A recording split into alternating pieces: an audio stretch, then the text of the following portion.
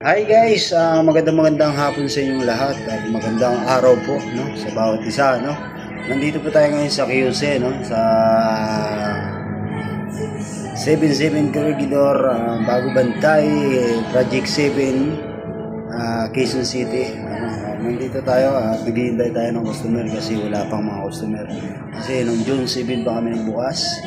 Sa ngayon ay ang aming customer ay pailan-ilan lang kaya puntahan niyo po kami sa Peachel Bistro, no? Yun po yung restaurant na tinatrabuhan ko. Lumipat po kami dito sa QC. At God bless po sa inyo lahat, no? Abangan niyo po yung pag-uwi ko sa Mindoro at gaganap po tayo ng magandang event dyan sa beach, no? Baka sakaling mayroong makakilala sa akin.